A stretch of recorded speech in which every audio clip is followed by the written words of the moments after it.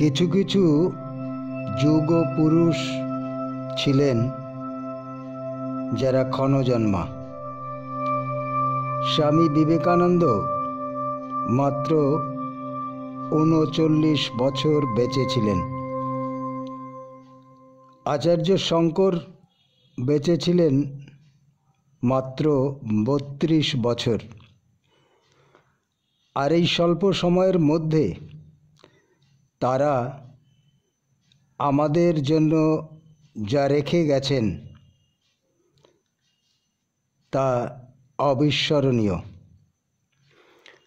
আবার ঠিক তেমনি কিছু কিছু মহামানব দীর্ঘকাল শরীর ধারণ করেছিলেন। ত্রিকালেশ্বর ত্রৈলঙ্গস্বামী, যাকে বারাণসীর সচল শিব বলা হয়ে থাকে, তিনি দীর্ঘ ২৮০ বছর বেঁচে ছিলেন। তার জন্ম হয়েছিল ১৬০৭ খ্রিস্টাব্দে এবং তিনি এই মরদেহ ত্যাগ করেন ১৮৮৭ খ্রিস্টাব্দে। তো একটা দীর্ঘ জীবনকাল। অন্য কোনো মহাপুরুষ এত দীর্ঘ জীবন পাননি। আমরা বাবা লোকনাথের কথা শুনেছি, তিনি ১৬০ বছর বেঁচেছিলেন। শ্রীকৃষ্ণ বেঁচেছিলেন ১২৫ বছর। মহাভারতের ভীষ্ম, যার ইচ্ছে মৃত্যু বর ছিল, তিনি বেঁচেছিলেন ১৮৬ বছর। আমরা বাবাজি সম্পর্কে শুনেছি, তার কোনো বয়স সম্পর্কে কেউ কিছু নির্দিষ্ট করে বলতে পারেননি। তাকে দেখতেও ৩০ বছরের যুবকের মতোই লাগত। শঙ্করাচার্যের গুরু শ্রী গোবিন্দ পাদ, তার সম্পর্কে বলা হয়ে থাকে, তিনি আসলে ঋষি পতঞ্জলি এবং হাজার হাজার বছর অপেক্ষা করেছিলেন নর্মদার তীরে এক গুহার মধ্যে শঙ্করকে দীক্ষা দেবেন বলে। তো স্বামীজির অর্থাৎ ত্রৈলঙ্গস্বামীর এই দীর্ঘ জীবন অর্থাৎ ২৮০ বছর থাকার পেছনে রহস্যটা কি? প্রকৃতির নিয়মেই আমরা জানি আমাদের জরা ব্যাধি মৃত্যু এগুলো আসবেই। আবার আমরা যদি শরীরকে পুষ্টিদায়ক অন্ন জল এগুলো না দেই, তবেও আমাদের শরীর মৃত্যু মুখে পতিত হবে। এটা প্রকৃতির নিয়ম। এই নিয়ম থেকে সাধারণ মানুষ থেকে শুরু করে মহাপুরুষ অবধি সবার ক্ষেত্রেই প্রযোজ্য। যারা স্বেচ্ছা মৃত্যু বরণ করে থাকেন, তাদের সম্পর্কে শোনা যায় মৃত্যুর আগে থেকেই তারা অন্ন জল ত্যাগ করে থাকেন। অর্থাৎ শরীরের শক্তি ক্ষয় বা বৃদ্ধি স্বাভাবিকভাবেই কালের নিয়মে হয়ে থাকে এবং এর জন্য আমাদের কিছুই করবার থাকে না। আমরা যেমন শিশু থেকে বৃদ্ধে পরিণত হই কালের নিয়মে, একসময় মৃত্যু মুখে পতিত হই এই কালের নিয়মেই। কিন্তু এর ব্যতিক্রম কিভাবে সম্ভব? আমরা এও শুনেছি যোগক্রিয়ার মাধ্যমে শরীরকে সুস্থ সবল রাখা যায়, এমনকি নিরোগও রাখা সম্ভব হতে পারে। কিন্তু মৃত্যুকে রোধ করতে পারে এমন কোনো প্রক্রিয়ার কথা এখনও আমরা জানি না।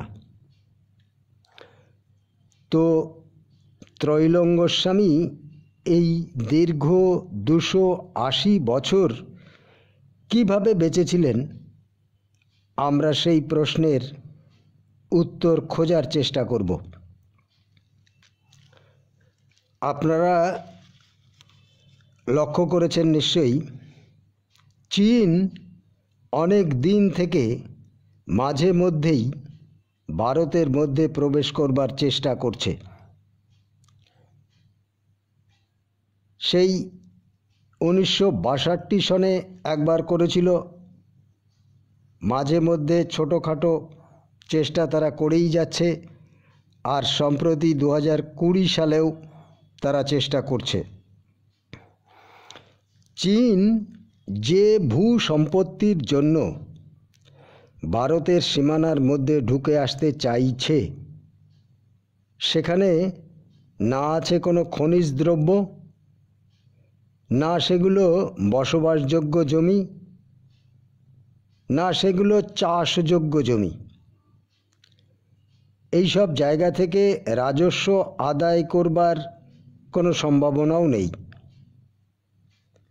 আরও একটা জিনিস লক্ষ্য করা যায়, চীনা সৈন্য মাঝে মধ্যেই উঁচু টিলার উপরে উঠে চারিদিকে পর্যবেক্ষণ করছে। স্বাভাবিকভাবে মনে হয় তারা ভারতীয় সেনার প্রতি নজর রাখছে। আসলে ব্যাপারটা কিন্তু তা নয়। তারা অন্য একটা জিনিস খুঁজছে। আসলে ওরা খুঁজছে সাংগ্রিলা ঘাঁটিটি, আর যে কোনো মূল্যে তারা এই সাংগ্রিলা ঘাঁটিকে খুঁজে বার করবার চেষ্টা করছে এবং তার দখল নিতে চাইছে।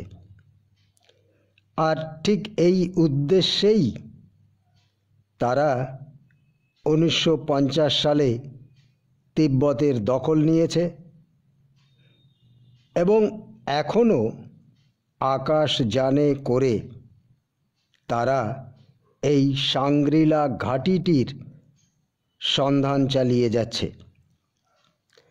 জেমস হিল্টন নামে এক ভদ্রলোক একটা বই লিখেছিলেন। বইটার নাম হচ্ছে লস্ট হরাইজন। তিনি এই বইয়ে দাবি করেছেন তিব্বত ও ভারতের মধ্যে এমন কিছু ঘাঁটি আছে যেখানে মানুষ শত শত বছর, এমনকি হাজার হাজার বছর বেঁচে থাকতে পারে, আর সেখানে কেউ কখনো বুড়ো হয় না। 500,000 বছর সেখানে বেঁচে থাকা তো সম্পূর্ণ স্বাভাবিক, তাও আবার সুস্থ সবলভাবেই। এই হিল্টন সাহেব নির্দিষ্ট করে এই ঘাঁটিটির ভৌগোলিক অবস্থান সম্পর্কে কিছু বলেননি। তবে এটা তিনি বলেছেন, এই জায়গাটা তিব্বত, ভুটান ও ভারত সীমান্তের কাছাকাছি। এই বইটি প্রকাশ হবার পরে দেশ বিদেশ থেকে অনেক অনুসন্ধানকারী দল এই সাংগ্রিলা নামক ঘাঁটিটির বা এই স্থানটির সন্ধানে এসেছে, কিন্তু কেউ সফল হতে পারেনি। কেউ কেউ তো এই অনুসন্ধানের সময় নিখোঁজ বা অদৃশ্য হয়ে গেছেন। এদের মরদেহও কোথাও খুঁজে পাওয়া যায়নি। এই সাংগ্রিলার আর একটা নাম হচ্ছে জ্ঞানগঞ্জ।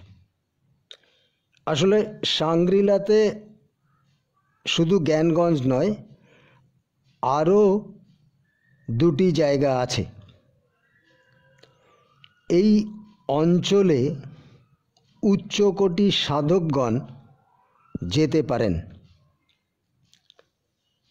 বহু সাধকই দেখবেন, বিশেষ করে যারা বা যাদের সম্পর্কে শোনা যায় যে সূক্ষ্ম দেহ ধারণ করে ইতস্তত বিচরণ করতে পারতেন, সেই সব সাধক কোনো না কোনো সময়ে তিব্বতে গিয়ে বা পাহাড়ের কোনো গোপন জায়গায় গিয়ে সাধন ভজন করেছেন।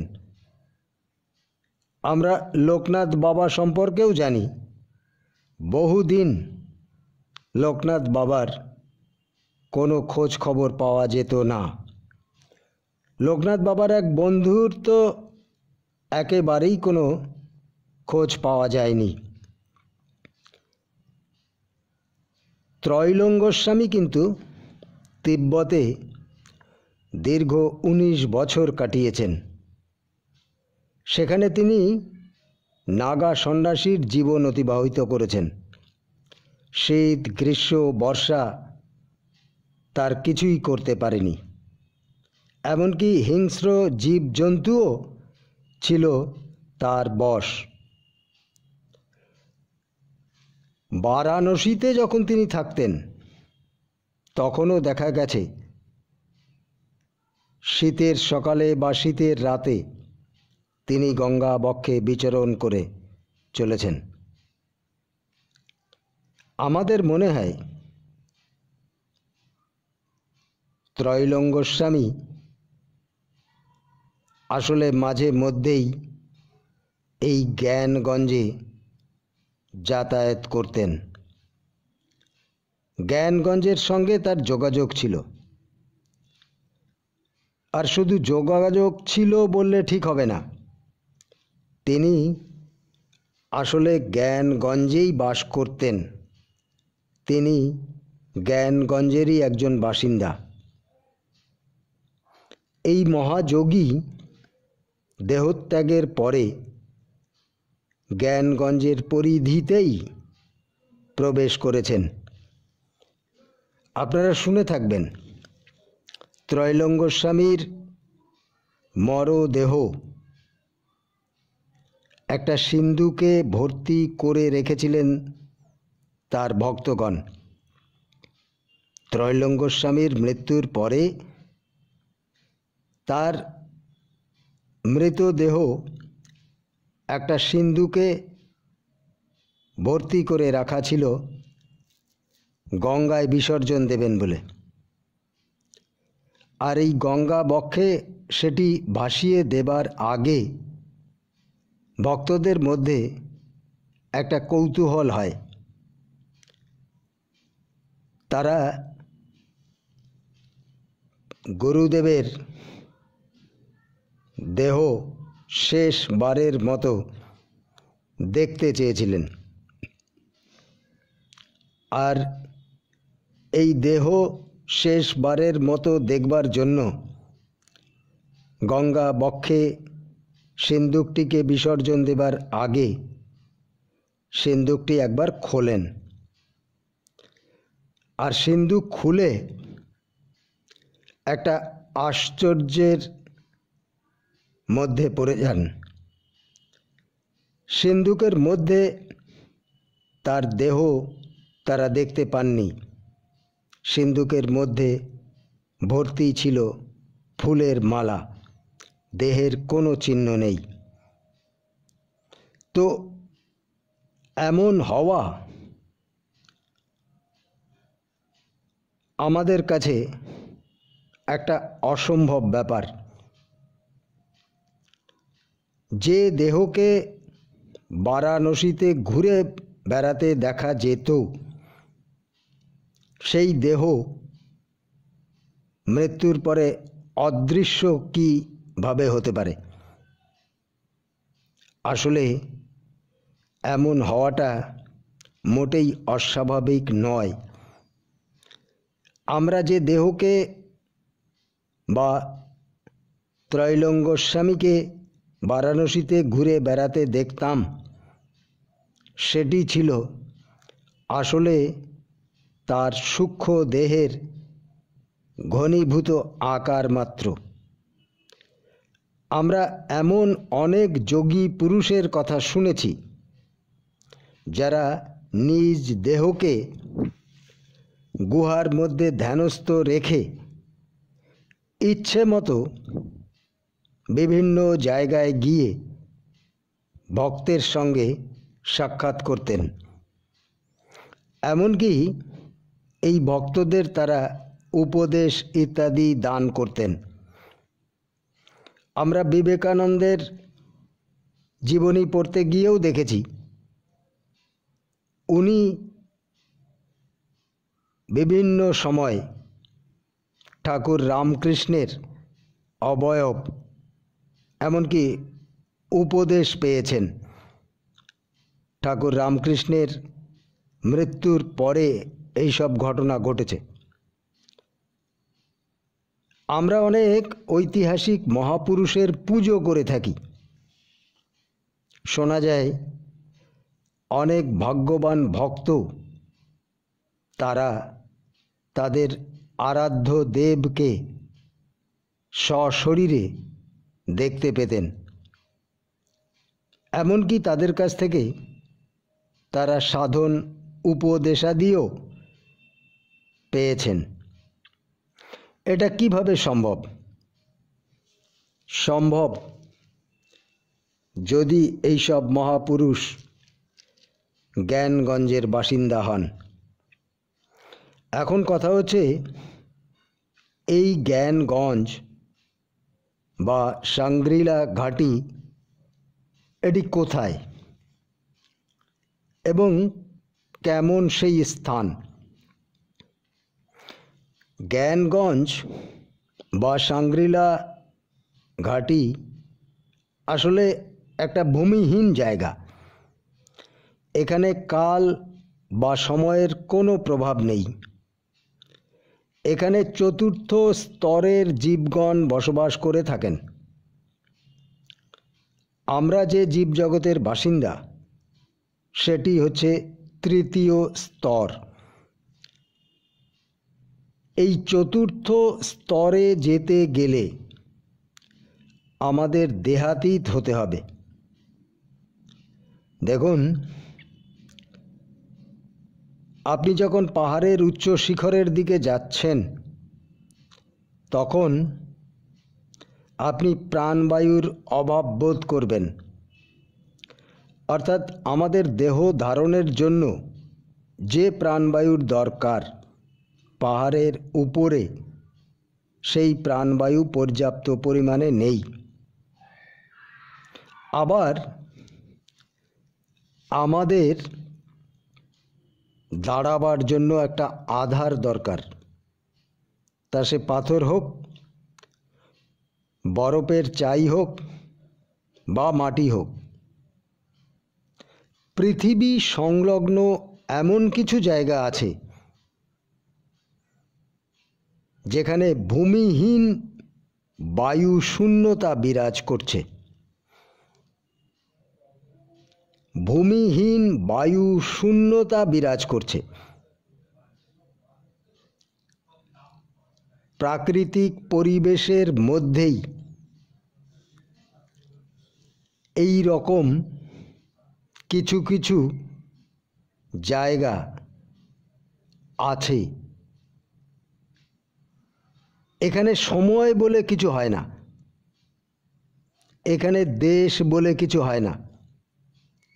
কোনো বস্তু বা প্রাণী যদি এই চতুর্থ স্তরে প্রবেশ করে তবে আমরা যারা তৃতীয় স্তরের বাসিন্দা আমাদের দৃষ্টিতে সেই বস্তু বা প্রাণী অদৃশ্য হয়ে যাবে, কিন্তু তার অস্তিত্ব যেমন ছিল তেমনই থাকবে।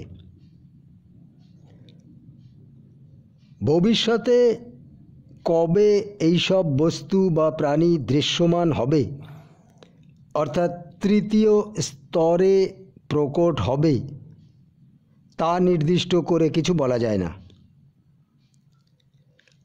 আমাদের এই সংসারে, অর্থাৎ আমরা যে জগতে বাস করি, যে স্তরে বাস করি, এখানে সব কিছুই দেশ কাল নিয়মে বাঁধা। এই পৃথিবীর যে ভূমি তা আসলে বাঁকা, যা আমরা বুঝতে পারি না। আমরা যদি কোনো কারণে স্থানহীন হয়ে পড়ি বা শূন্যতার দ্বারা প্রভাবিত হয়ে পড়ি, তবে আমাদের যে বক্র আধার তার সমাপ্তি ঘটবে। আমরা যদি কখনো এই শূন্যতার দ্বারা প্রভাবিত হয়ে পড়ি, তবে আমাদের যে আধার, এই আধারের যে বক্রতা তার সমাপ্তি ঘটবে। আশ্চর্যের ব্যাপার হচ্ছে, কেউ যদি ভূমিহীনতা দ্বারা প্রভাবিত হয়ে যায়, তবে সে বুঝতেই পারবে না যে সে একটা বিচিত্র রহস্যঘন বাতাবরণে প্রবেশ করেছে। এই জায়গায় কালের কোনো প্রভাব নেই বললেই চলে।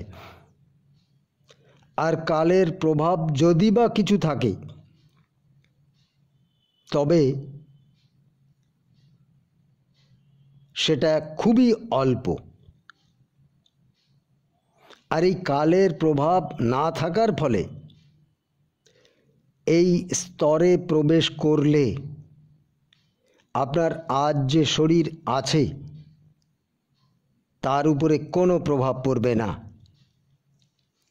আসলে কালই সব কিছু পরিবর্তন করে। আপনি কালের ঊর্ধ্বে উঠতে পারলে আপনার মধ্যে কোনো পরিবর্তনের প্রভাব পড়বে না।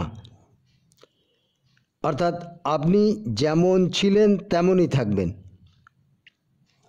কিন্তু এই স্তরে আপনার শারীরিক ক্ষমতা বৃদ্ধি পাবে, আপনার জীবনী শক্তি, এমনকি আপনার মানসিক শক্তি বা চেতন শক্তি ভীষণভাবে বেড়ে যাবে। নিজেকে তখন এক আনন্দময় সত্তা বলে মনে হবে। এই চতুর্থ স্তরের বাসিন্দাদের শরীরে কোনো বয়সের বা কালের ছাপ পড়তে পারবে না। এই জন্য বলা হয়ে থাকে, চতুর্থ স্তরের সঙ্গে যাদের গতাগতি আছে তারা বহুদিন জীবিত থাকতে পারেন, এমনকি হাজার হাজার বছর পর্যন্ত শরীর ধারণ করতে পারেন। অর্থাৎ যে বয়সে তিনি চতুর্থ স্তরে প্রবেশ করতে পেরেছেন বা প্রবেশ করেছেন, সেই বয়সেই তিনি অবস্থান করবেন। এই জন্য দেখবেন, এই চতুর্থ স্তরে প্রবেশের পরে আর তাদের শরীরের বয়স বাড়ে না, শরীরের পরিবর্তনও হয় না, চেহারায় কোনো পরিবর্তন লক্ষিত হয় না। স্বামী ত্রৈলঙ্গ এমনই একজন চতুর্থ স্তরের বাসিন্দা ছিলেন, কিন্তু তিনি লোকশিক্ষার জন্য স্থূল শরীর ধারণ করে এই পৃথিবীতে যত্র তত্র বিচরণ করবার অধিকারী ছিলেন। আজও তিনি এই চতুর্থ স্তরেই বিরাজ করছেন। এমন বহু মানব সেই মহাভারতের আমল থেকে এই জ্ঞানগঞ্জে বা সাংগ্রিলা ঘাটিতে চতুর্থ স্তরে বসবাস করছেন। সাধকগণ যখন ধ্যানে লিপ্ত হন তখন তাদের সামনে নানান মূর্তি ভেসে ওঠে। তা সে তার কল্পনার মূর্তিও হতে পারে, তার পূর্ব পরিচিত মূর্তিও হতে পারে, আবার এমন কিছু মহাপুরুষ আছেন তাদের মূর্তিও তিনি দেখতে পারবেন। তার সম্পর্কে কোনো ধারণা না থাকলেও, অর্থাৎ অচেনা অনেক মূর্তিও তার সামনে ভেসে ওঠে। সাধন জগতের মানুষের এই অভিজ্ঞতা অনেকেরই হয়ে থাকবে। আসলে এই সাংগ্রিলা ঘাটি বা জ্ঞানগঞ্জ সম্পর্কে